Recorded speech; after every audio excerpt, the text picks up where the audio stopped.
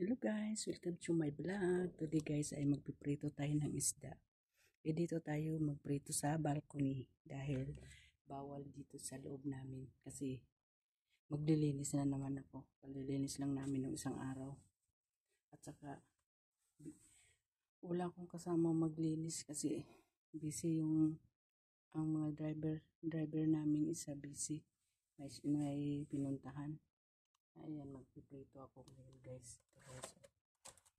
Ito yung aking pirituhin. Dito tayo sa balcony para hindi maamoy ng aking amo. Tara guys. Labas tayo guys.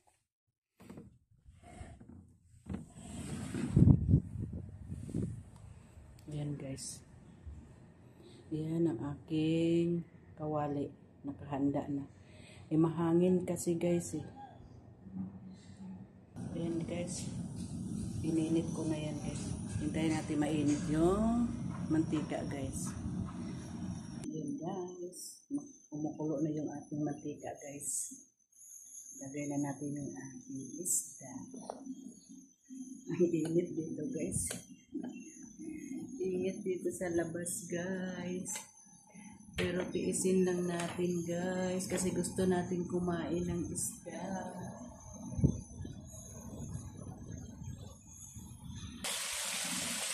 Ilagay ko na guys.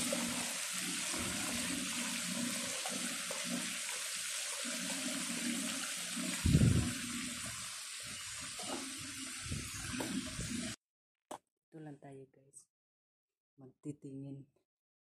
Kasi ang init sa labas. Grabing init. Mahangin. Ang hangin niya init. Kasi alauna pa ngayon dito guys. Ngayon mainit. Dito lang tayo, nandoon lang guys. Ay, di makita. Diyan lang. Nandito kami naghihintay ng aking alaga. Okay. Akala niya ano ba ginagawa mo dyan, Nora, sa labas? Silip-silip din siya. Naamoy niya isda eh. Ayan, kasi pumunta siya.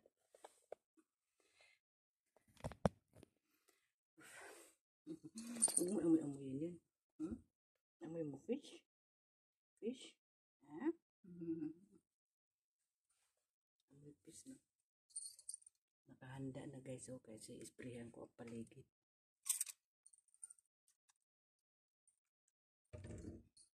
Nakahanda na yan pang isprayan guys. Ang buhok mabaho. Bakit iba dito yung isda dito? Kasi yung isda nila dito guys, magprito ka ang lansa. Pero dyan sa atin, ang magprito tayo sa Pinas, araw-araw nga tayo nagprito, halos araw-araw nagprito ng isda, hindi man malansa.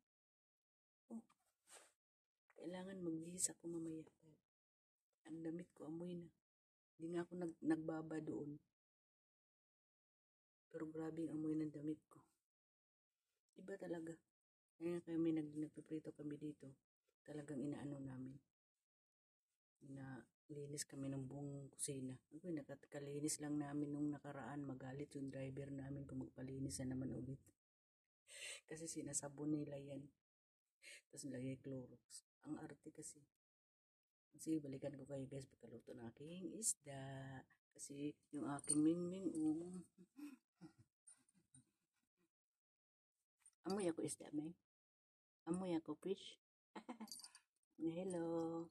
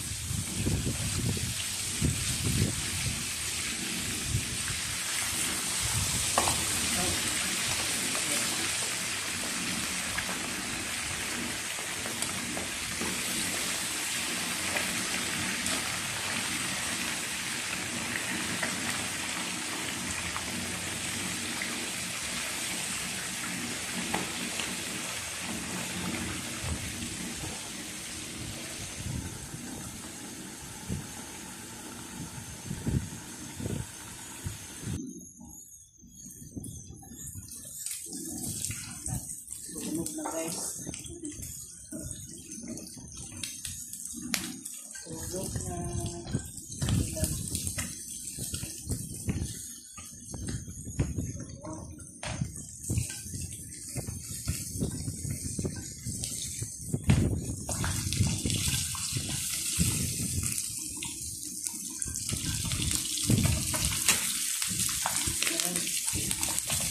And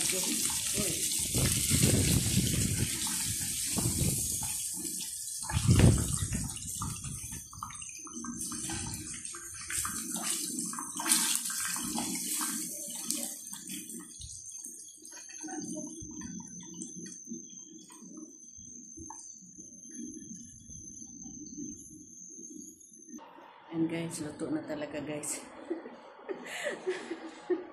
Ay, ang hirap. Maliit pa yung kalan. Binilihan talaga kami ng kalan ng amo ko kasi para magluto daw kami ng isda. Dito kami magluto sa barko niya. Eh, minsan, pag nandyan yung taga-maniho namin, siya pinapaluto namin. Eh, wala eh, busy siya eh. Ako na lang nagluto dito. Ang init.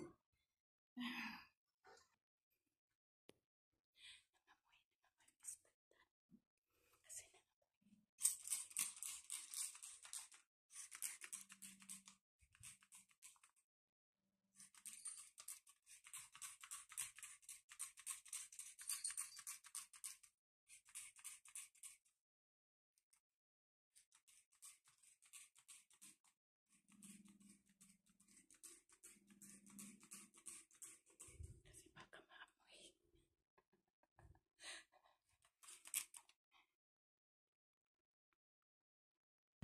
Na guys, tapos na yung aking pirito guys. Ayan na guys, kakain na tayo guys.